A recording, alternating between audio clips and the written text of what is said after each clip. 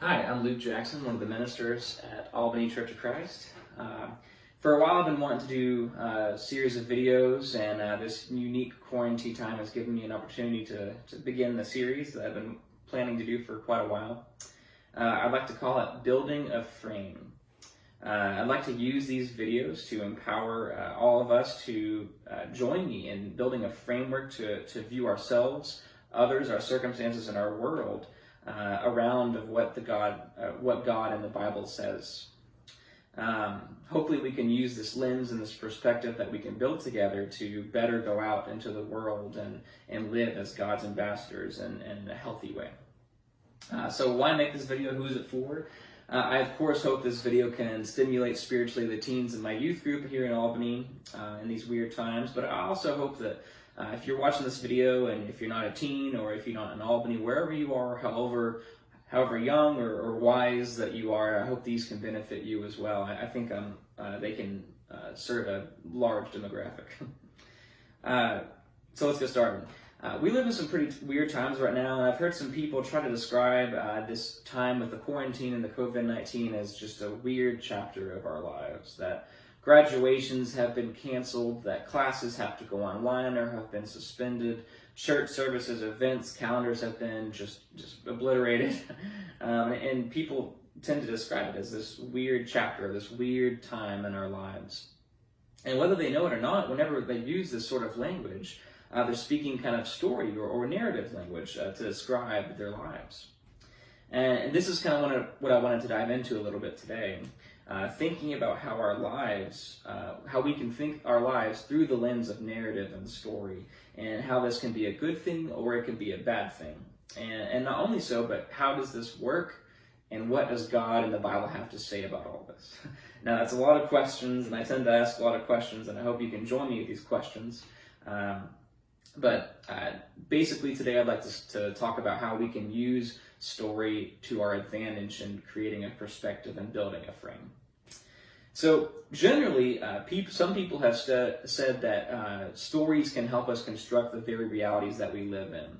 The stories that we tell ourselves actually impact how we live our lives and how we relate with other people. So what does the Bible have to say about this? Well, if you want, you can take a quick look with me at Matthew chapter 6, verses 22 and 23. The eye is the lamp of the body. So, if your eye is healthy, your whole body will be full of light. But if your eye is bad, your whole body will be full of darkness.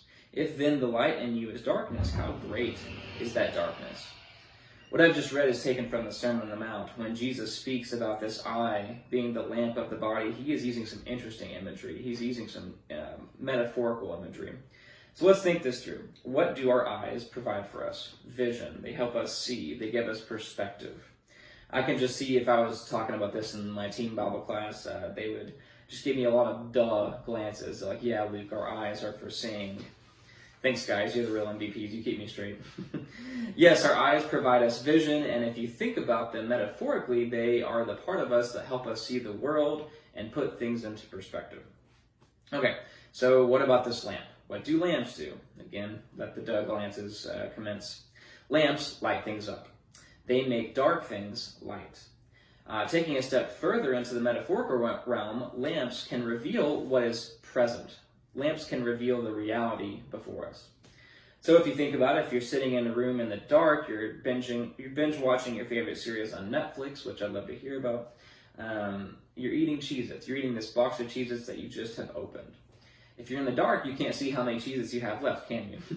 So of course you turn on the light, you see how many Cheez-Its you have left, and then you realize, wow, I've eaten way too many Cheez-Its. Quarantine time is weird.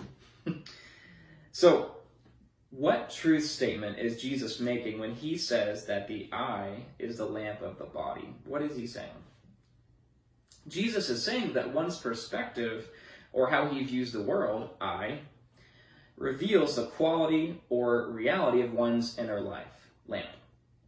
In a less wordy way, Jesus is saying that if you can understand how someone views the world, how someone views circumstances around them, and how someone views how they think of others, then you can begin to understand how that person, what character Who is he like? What sort of person is this person? Is he godly? Is he not godly? We can see these things through observing the perspective. So how does this connect with story? What does this have to do with story or narrative? Well, as we look out into the world, other people and our circumstances, and as we look into our inner world to figure out who we are, our perspective, or our I, as Jesus said, is shaped by what stories we invest our perspective in. As I mentioned earlier, we form our perspective, and we can do this in a healthy, godly way that can help us to glorify God and promote health in our lives, or we can do it in an ungodly way and selfish and sinful and that doesn't promote health. So, as you think about this, a lot of us can fall into two categories of how we use story to form our perspective. Some people think too much of themselves, and some people think too little of themselves. And those are kind of the two boats that people can fall in. So let's begin with the people who think too much of themselves. Now, before I point fingers, I have ridden in this boat before. I have lived by pride. I have lived by this story for quite a bit of my life. And people who live and think too much of themselves often believe stories that they deserve more, that they have earned the right for these things, that they should be brought higher instead of lower, that they have worked hard and they deserve better. When things go tough, when tough times arrive, they either fight back, they can work hard to take down the obstruction, or they just pick up their ball and walk away. These people have spent quite a bit of time telling themselves stories of how they are the ones who should be lifted high, that they are the ones who should make the decisions. Maybe you could go as far as to say that pride played a big part in bringing sin into the world with Adam and Eve. Now, I don't want to give this side of the category too bad of a rap, because this other side isn't too great either. People who think too little of themselves, by the way, there's also been seasons in my life where I have been in this boat as well.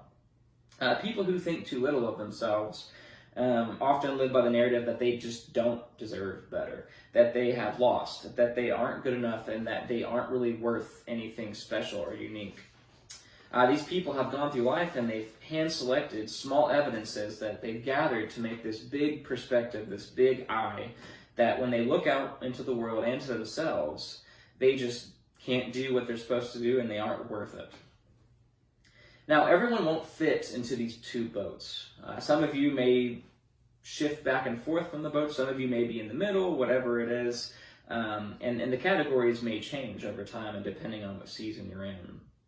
But I'm curious, as you think of these things, of people who think too much of themselves or too little of themselves, what category do you tend to shift towards when things go tough?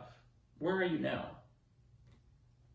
So the question becomes, how can we create a framework that is balanced, not shifting into one of these two categories? Because it seems to me that this first category of people who think too much of themselves isn't healthy and full of God's light, because they're full of pride often. There's something to be said about confidence, and I'm not saying that's bad, but pride can be quite harmful. When we are full of pride, how can God be God? And how can we be who we think we are? Is there room for two ultimate beings in someone's life? One being yourself and one being God. Matthew 6, I didn't go on to read this, but the very next verse after the eye and the lamp business that Jesus was talking about was how one man cannot serve two masters. Man cannot serve both God and money. But I think this can extend to man not being able to serve himself as God and then God as God. We must choose one or the other. And that's kind of the fault of this side of things. On the flip side, though, people who view themselves too little, or they belittle themselves, this doesn't seem healthy and full of God's light either. When we have low self-esteem and low self-worth, what do we do with the truth that God has died for us in Jesus? What do we do with the truth that we have been made to be children of God and that we have inherent self-worth? What do we do with these truths? How could we be full of God's light and God's perspective if we are living from this place and yet these things are true? So, again, we come back to, how can we form a balance? How can we not shift to one of these things? Here it is. We must broaden the picture. We must take a step back. We must see our story in light of God's story.